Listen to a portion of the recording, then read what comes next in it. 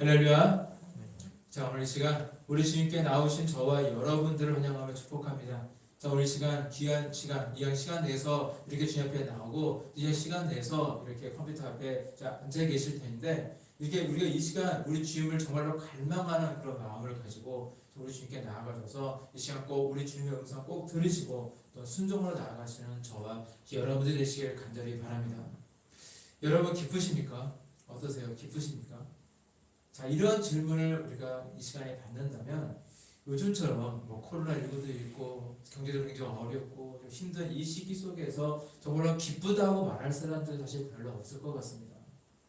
우리의 삶이 고단하고 힘들고 저 앞으로 뭐 지금 뭐 있는 이 일을 내가 계속할 수 있을지, 직장에서 다닐 수 있을지, 또 앞으로 우리가 어떻게 먹고 살지 잘 알지도 못하겠고, 앞으로 우리의 인생이 어떻게 될지 좀 모를 것 같은 그런 상황이라면 우리는 당연히 내 마음의 기쁨보다는 우리의 마음속에는 불안함이 차지하게 될 것입니다.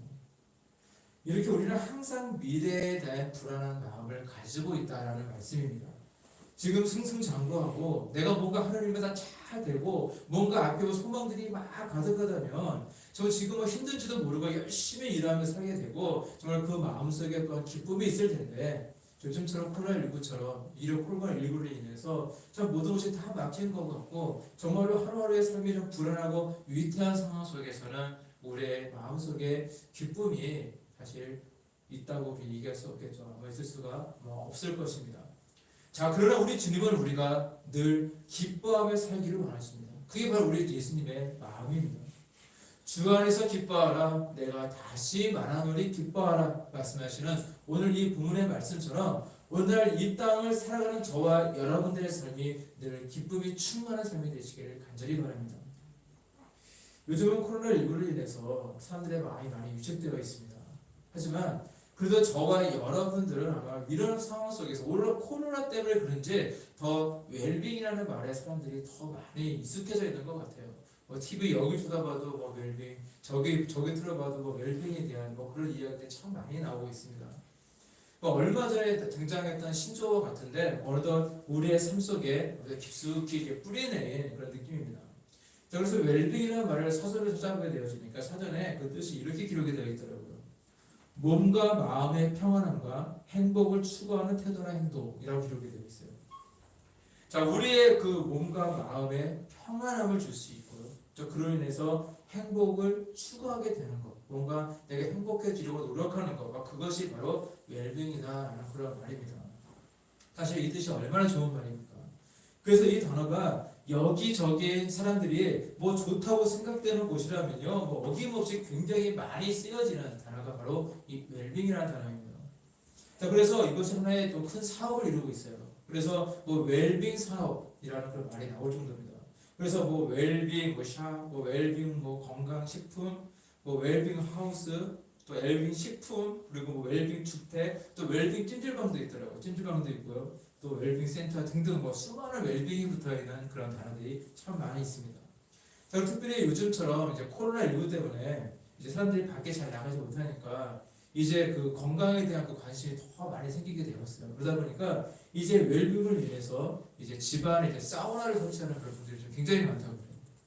사우나 두 가지 종류가 있죠. 습식 사우나가 있고 건식 사우나가 있는데, 이제 습식은 이제 물이 많은 곳이기 때문에 목욕탕이나 그런 데는 습식이지만 가정에서는 습식을 이제 설치하기 힘드니까 이제 건식 사우나를 만드는 사람들이 굉장히 많아졌습니다.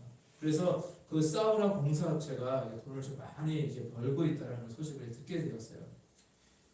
자, 이렇게 먹을 것, 그리고 입을 것이 이제 해결되니까 사람들은요, 이제 눈을 이제 다른 데 돌리기 시작합니다. 예전에는 뭔가 이제 먹을 거, 하루끼 내가 잘 먹었다, 하루 잘 살았다, 그래서 인사도 평안하시니까 안녕하세요, 이것이 우리나라의 전통적인 인사하고 말이 될 정도로 그렇게 하루하루 살아가는 것이 굉장히 중요했던 시기가 있었지만, 지금은 조금 더 즐겁게 살기 위해서, 또 조금 더 내 몸에 좋은 것을 먹기 위해서, 뭔가 내가 나의 삶을 정말로 웰빙할 수 있는 그런 삶이 되기 위해서 정말 사람들은 요즘은 그렇게 많은 그것을 노력하고 있는 모습들도 많이 보게 되어집니다. 그래서 아이들이 먹는 것들 중에 몸에 좋지 않은 음식들이 상당히 많이 있습니다. 대표적인 것이 비만의 원인이 되어지고 성인병의 원인이 되어지는 뭐 아이스크림, 단 아이스크림이나 뭐 과자 같은 것이 있는데, 자, 부모님들은요, 저 아이들이 몸에 조금 상할까봐 염려가 돼서 이 과자를 많이 먹지 못하게 합니다. 자, 그런데 이러한 과자나 아이스크림까지도요, 몸에 좋지 않다라고 여겨지는 이런 과자나 아이스크림까지도 몸에 좋다고 알려진 성분들이 함유되어 있는 것을 보게 되어집니다. 바야흐로 웰빙을 추구하는 시대가 도래한 것입니다. 자, 과거에는 당장에 먹을 것이 없다 보니까 먹을 것, 입을 것을 준비하기 위해서 허리띠를 막 졸라매고 살아가야 했기 때문에 뭔가 내 자신을 돌아볼 여유도 없었고, 당장 내가 내일 어떻게 무엇을 먹고 무엇을 입을까라는 걱정과 염려 때문에 몸이 망가질지도 모르고 그냥 일만 했던 우리 부모님의 세대도 있지만, 지금은 경제적인 풍요로움이 미래에 대한 그런 두려움을 좀 덜어주다 보니까, 자, 그로 인해서 사람들은요, 삶의 여유를 찾는 그런 모습들을 이제 갖게 된 것입니다. 예전부터 이런 말이 있죠. 항아리에 김치가 가득하고 곡식창고에 쌀이 가득하면 마음이 평안하고 든든하다라는 그런 말이 있는 것처럼, 무언가 내 마음속에 든든함이 있으면 사람들은 마음이 평안해지고요. 그로 인해서 삶의 여유를 찾게 되는 것입니다. 자, 이런 분위기 때문인지 요즘 사람들의 관심을 많이 받는 것이 무엇이냐? 바로 건강에 대한 것들입니다. 오래 살아도요, 길게 오래 사는 것도 중요하지만 그것보다 중요한 것이 뭐냐? 건강하게 오래 사는 것이 중요하고요. 그래서 더욱더 사람들은 웰빙을 추구하고요, 조금 더 자연 친화적으로 몸에 좋은 것들을 찾고 있습니다. 그래서 요즘 웰빙이라는 말만큼이나, 물론 웰빙에 포함되는 말 중에 그 친환경이라는 말이 있어요. 그러니까 집을 살 때도요, 숲세권이라는 말이 있죠. 숲세권의 말이 있을 정도로 이제 산과 숲이 근처에 있는 집이 인기가 있고 많이 비쌉니다. 조금 더 친화적이고 건강하고 여유롭고 이제 평안한 삶을 사람들은 추구하며 살아가고 있는 것입니다. 제가 요즘 이제 집수리에 대한 관심도 있고, 그래서 그쪽에 공부를 좀 하고 있는데, 근데 이 건축 자재 중에도요, 보면은 친환경이라는 말을 굉장히 많이 사용합니다. 시대가 시대인 만큼 이 친환경이라는 말이 사용되지 않으면요, 제품이 잘 팔리지 않는 그런 시대예요. 그런데 좀 아이러니한 것이 무엇이냐면, 그 제품이랑 그 이름이요, 좀 모순이 되는 경우들이 참 많이 있더라고요. 예를 건축자재 중에서 이제 본드를 참 많이 사용합니다. 건축자재 보면 거의 본드를 많이 사용하는데, 이 본드는요, 매우 독성이 강한 물질입니다. 당연히 몸에 굉장히 안 좋고 해로운 것이 바로 본드예요. 자, 그런데 이 본드 앞에 보면 어떤 좀 비싼 본드는요, 앞에 친환경이라는 말이 붙어서요, 그 친환경 본드가 있습니다. 근데 사실 그것은 엄밀히 얘기하면 친환경은 아닙니다. 단지 다른 그런 본드보다 독성이 조금 덜하다는 것, 뭐 그런 것 뿐이지, 그것 또한 본드의 성질을 가지기 위해서는요, 그것에는 몸에 매우 해로운 약품을 사용할 수밖에 없는 것입니다. 또 우리가 제일 많이 접하는 것 중에 이제 가정과 다 있는 벽지가 있습니다. 근데 그 대표적인 것 중에 이제 실크 벽지를 사람들이 굉장히 예쁘니까 선호하고 좋아하시는데, 근데 이 벽지를 보게 되어지면 폭이 좁은 소폭 벽지가 있고, 좀 넓은 광폭 벽지도 있고요. 그리고 종이를 여러 개 이렇게 포개가지고 겹쳐서 만든 합지가 있고, 또 그런 합지에 그 아주 얇게 비닐을 코팅한 바로 실크 벽지도 있습니다. 그 외에도 이제 건강을 위해서 아주 비싼 재료를 만든 거, 예로 그 나무 껍데기랑 그런 걸로 만든 그 초경계 벽지라는 것이 있는데, 대표적인 회사로 에덴바이오 같은 우리나라의 그 회사처럼 그 초경계 벽지라고 해서 다른 보통 벽지에 10배, 20배 정도 비싼 그런 벽지들도 있습니다. 저는 이제 많은 벽지들이 있는데, 특별히 저는요, 개인적으로 그 실크 벽지를 별로 좋아하지 않습니다. 왜냐하면 이 실크 벽지에는요, 미세한 그 코팅막이 있어요. 비닐로 코팅이 되었기 때문에 제가 실크 벽지를 별로 좋아하지 않아요. 물론 이 실크 벽지는 그 얇게 비닐로 코팅이 되어 있는 것이 특징이기 때문에 뭔가 묻어도 잘 닦입니다. 그리고 광폭으로 넓게 나오고요. 그리고 무늬도 예쁜 게 굉장히 많다 보니까 굉장히 고급 벽지로 알려져 있고, 그리고 굉장히 비싼 그런 벽지로 알려져 있는데, 사실은요, 그것이 건강에 굉장히 좋지 않아요. 그래서 제가 실크 벽지를 별로 좋아하지 않습니다. 왜냐하면 그 코팅되어 있는 그 비닐 때문인데, 그 어떤 원리냐면, 집에서 보일러를 떼게 되면요, 온도가 올라가잖아요. 그러면은 그 열 때문에 그 실프 벽지의 그 끝에 있는 그 비닐에서 몸에 굉장히 안 좋은 유해 물질이 나옵니다. 그래서 그로 인해서 어린 아이들이 아토피 같은 질환이 생기게 되어지고요. 그리고 그 외에도 천식이라든지 또 여성의 경우에는 유방암, 난소암 같은 그 영성암에 영향을 미친다고 이렇게 알려져 있습니다. 그래서 친환경 활동을 하시는 그런 분들 중에 보면은 이 집안에서 이 실크 벽지를 퇴출하자라는 운동을 하시는 분들도 많이 있어요. 제가 아까 에덴바이오라는 그 회사를 말씀드렸지만 그 에덴바이오의 그 COA 같은 경우에도 그분 같은 경우도 실크 벽지 이제 반대 운동을 하다가 안 되겠다. 내가 몸에 좋은 벽지를 만들어야겠다. 그래서 이 초경계 벽지를 이제 생산하는 그런 업체가 됐던 대표적인 사례를 할 수 있습니다. 자, 그런데 이 실크 벽지를 보게 되어지면요, 잘 아시는 바와 같이 그 이름 앞에 친환경이라는 말이 붙어 있습니다. 자, 그것도요, 비싸고 예쁜 벽지일수록 꼭 친환경이라는 말이 붙어 있습니다. 그리고 친환경이라는 말이 붙어 있어야 웰빙을 추구하는 사람들의 관심을 가지게 되고 그 이름 때문에 더 고급스러워 보이고 아마 잘 팔리기 때문에 이 친환경이라는 말을 붙게 될 겁니다. 그런데 우리가 그 벽지를 만들 때 아무리 좋은 재료를 넣었다고 해도 몸에 좋은 녹차 성분이라든지 아니 그곳에 막 좋은 것을 넣었다 할지라도 실크 벽지는요 특성상 비닐 코팅을 제거하지 않기 때문에 여전히 해로운데도 불구하고 그 이름 앞에 친환경이라는 말이 붙어서 파는 모습을 보면서 저는 참으로 아이러니하다라는 생각을 이제 하게 되었습니다. 친환경이라는 말이 붙어 있어야 잘 팔리기 때문에 현대인들의 그 취향을 고려해서 그렇게 이름을 정했겠지만 우리는 이 친환경이라는 말에 절대 현혹되어서는 안 될 것입니다. 제가 갑자기 벽지에 대해 말씀을 드렸지만 그런데 왜 사람들은요 왜 이렇게 웰빙이나 친환경을 선호하는 것일까요? 다양한 대답이 나올 수 있겠죠. 건강하게 오래 살고 싶어서, 조금 더 행복하게 살고 싶어서, 조금 더 내 마음의 여유를 갖고 살고 싶어서 등등 여러 가지 대답을 할 수 있겠지만 한마디로 이렇게 보게 되신다면 사람들이 웰빙이나 친환경을 선호하는 이유는 뭐냐? 바로 내 마음의 평안이 있기 위해서입니다. 엄밀히 말해서는 그래요. 친환경을 선호하게 되어지면 이것을 내가 사용할 때 이것으로 인해서 내가 해를 받지 않고 오히려 내 몸이 더 건강할 것 같고 내가 뭔가 이룰 것 같으니까 이것이 나의 마음을 불안하게 하지 않고 평안함이 생기게 되어진다는 겁니다. 내가 불안하지 않는다는 거예요. 이것을 쓰면 내가 혹시 내 몸이 상한가 그것이 아니라 이것으로도 괜찮다는 그런 마음 때문에 내 마음속에 평안함이 있게 되어진다는 거예요. 그래서 사람들은요 그 평안을 위해서 그런 이제 실크 벽지라든지 웰빙을 더욱더 추구하게 되는 것입니다. 그리고 사실 우리는 평안해야 우리의 마음이 평안해야 우리는 웃을 수 있습니다. 그리고 우리는 마음이 평안해야 오늘 말씀의 제목처럼 항상 기뻐하며 살아갈 수가 있는 것입니다. 이를 역사한 가장 평안한 곳이 어디냐 바로 에덴 동산이었습니다. 최초의 아담과 하와가 살았던 에덴 동산이야말로 근심 걱정이 없었고 모두들이 다 평안한 삶을 살 수 있는 곳이었어요. 그래서 이 에덴 동산의 에덴의 뜻을 보게 되어지면 원어를 보게 되어지면 그 뜻은 기쁨이라는 뜻을 가지고 있습니다. 그래 에덴 동산은 바로 기쁨의 동산이었어요. 그들은 하나님 안에서 늘 평안했고 또 그 평안 안에서 늘 기쁨을 가지고 살아갔다는 것입니다. 그러나 이 땅에 죄악이 들어온 이후에 우리 인류는요 이 평안함을 잃어버리고 말았습니다.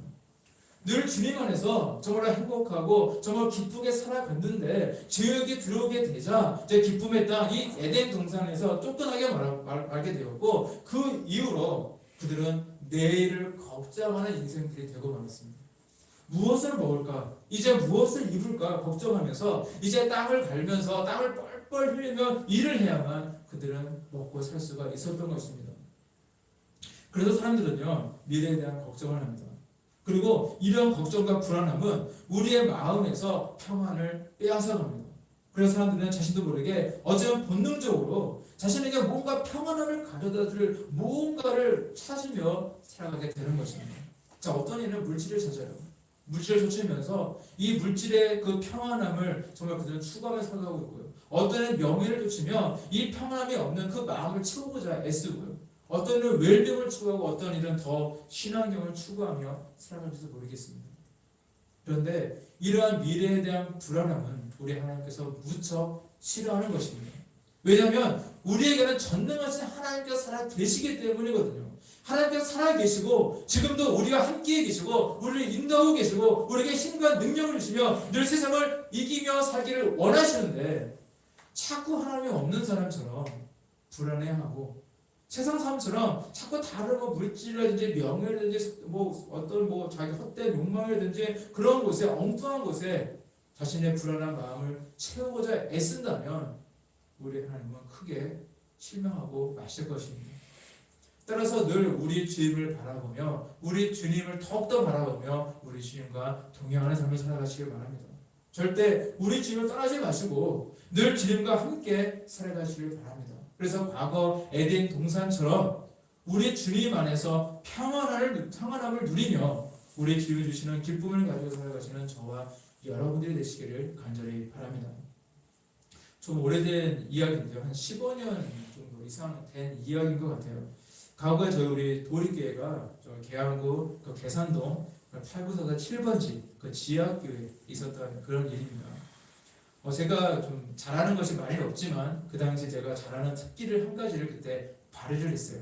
뭐냐면 제가 이제 군대가 어딜 나왔냐면 수도 기갑보병 그러니까 수기사 그 기갑 부대인데 기갑 부대 전투병 출신입니다. 그런데 이제 1년에 2번씩 뭘 하냐면 그 산속에 있는 그 장갑차 징지나 초소들을 이제 보수할 일들을 많이 했어요. 거의 한 번 시작하면 몇 개월씩 그 일들을 했습니다. 그때 제가 참 돌을 많이 쌓았어요. 그래서 돌을 차곡차곡 쌓는 일을 흙이랑 배 앞에서 돌을 차곡차곡 쌓는 일을 제가 좀 잘합니다. 그래서 교회에서 제가 그 특기를 발휘를 했습니다. 그 당시 지하에서 그 뒤쪽 마당으로 나가는 그 계단이 있었는데 그때 교인 중에 어떤 분이 배추를 수백 포기를 교회에 주신 거예요.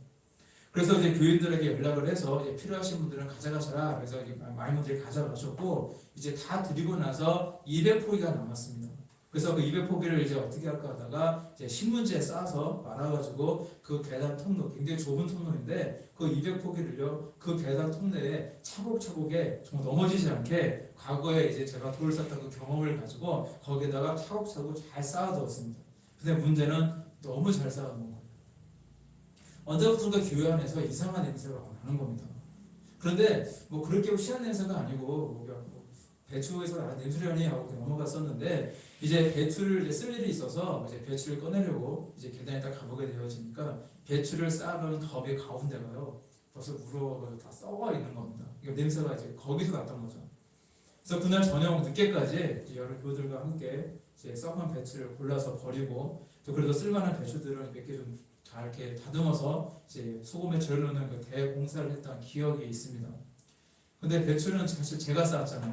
근데 한 번도 배추를 쌓아본 적이 없었던 제가 군대 시절에 그 짱돌을 쌓았던 경험을 바탕으로 정말 최선을 다해서 이제 빈틈없이 잘 쌓았는데 문제는 이 배추가 숨을 쉴 공간을 만들어 놨어야 되는데 그런 숨을 쉴 공간조차 만들지 않고 그냥 너무 잘 쌓아놨던 것이 문제였습니다. 그러니까 숨 쉴 만한 공간을 만들지 않고 무작정 쌓았기 때문에 이제 아까운 배추들이요 숨을 쉬지 못하니까 그만 썩어버리고 말았던 것입니다. 그 당시 이제 그 배추 삭간을 보면서 제 마음속에 깨달음이 오더라고요.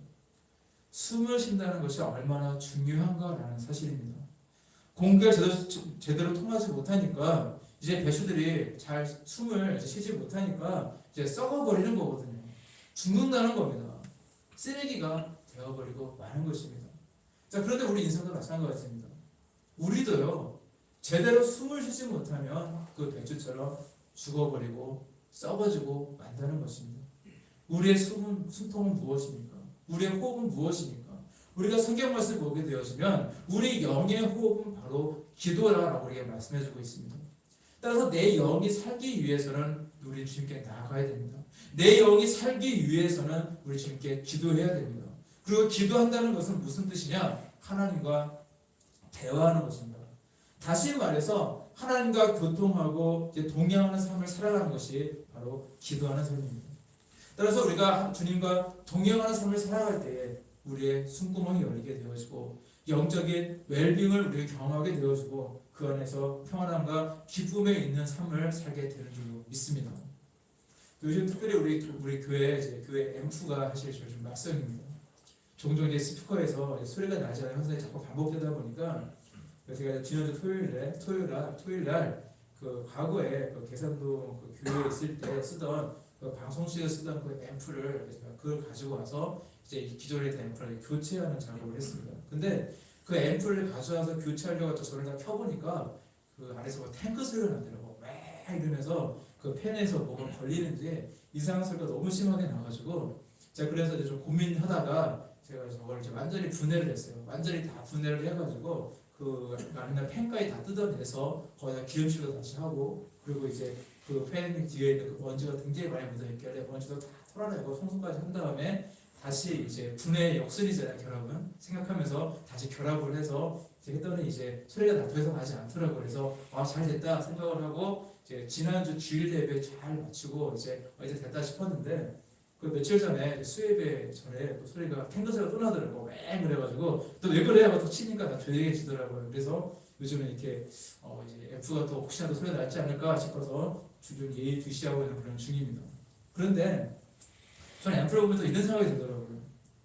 나의 어떤 영적인 앰프가 나에게 있다면 나는 그 앰프가 잘 적당하고 있는가라는 생각이 듭니다. 지금 하나님께서는 나에게 주 안에서 기뻐해라.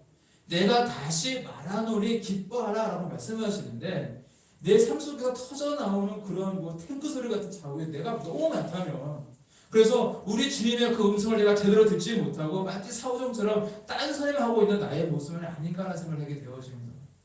하나님은 우리와 함께 하시며 내가 너와 함께 하고 있으니까 내가 있으니까 너는 두려워하지 말고 믿기만 하라. 그리고 내 정말 안에서 항상 기뻐하며 살아가라 라고 그렇게 말씀하시는데 저 혼자 나는 우리 주님의 그 말씀을 잘 듣지 못하고 마치 내 마음속에 들리는 그런 어떤 탱크 소리 같은 것이 막 나는 내 불안한 목소리가 너무 커서 탱크 소리처럼 내 불안한 목소리가 너무 커서 하나님 말씀 듣지 못하고 그저 하나님 언제 제 기도 들어주실 거예요? 언제 응답해 주실 겁니까? 하면서 늘 불만과 불평만 하고 있는 그런 내 목소리만 내고 있는 그런 모습 혹시 나의 모습 아닌가라는 생각을 해보게 되어집니다. 여러분 우리의 어떤 영적 앰프는 이상이 없습니까? 따라서 우리는 그 인생의 잡음들 특별히 나의 그런 욕심의 그 잡음들을 다 끄시기 바랍니다. 그리고 지금 내게 찾아와서 내게 말씀하시는 우리 주님의 음성에 귀를 기울이시기를 바랍니다. 그럴 때 우리 주님은 정말로 우리에게 많은 것을 주시기를 원하시는데 특별히 우리 주님 주시는 그 평안도 또 그 기쁨도 우리는 또한 누리며 살아갈 수 있는 줄로 믿습니다. 예전에 좀 오래되었어요. 오래된 일인데 그 교회 당시 저희 교회를 다녔던 그 한 분이 찾아오셨어요. 그러니까 주일이 아닌데 평일날 오셨더라고요. 그리고는 그분이 저에게 하시는 말씀이 뭐냐면 제가 그동안 정말로 이렇게 굉장히 바쁘게 살아갔는데 그 세상 일에 빠져서 세상이 더 바쁘다 보니까 자꾸 거기 돈 버는 일에 치우치다 보니까 교회 예배도 빼먹고 그리고 오랫동안 세상에 좀 빠져 살았었는데 근데 돌이켜보니까 그동안 정말로 열심히 돈을 많이 벌었던 것 같은데 생각해보니까 지금 남은 것이 하나도 없습니다. 그런 고백을 하더라고요. 그래서 예비를 드리는 것이 또한 신앙생활 하는 것이 얼마나 중요한지를 경험을 통해서 몸소 깨달았다고 이야기하시면서 앞으로 더 열심히 신앙생활하고 가족들도 다 교회 나가도록 전도해야겠습니다 라고 그렇게 말씀을 하시더라고요.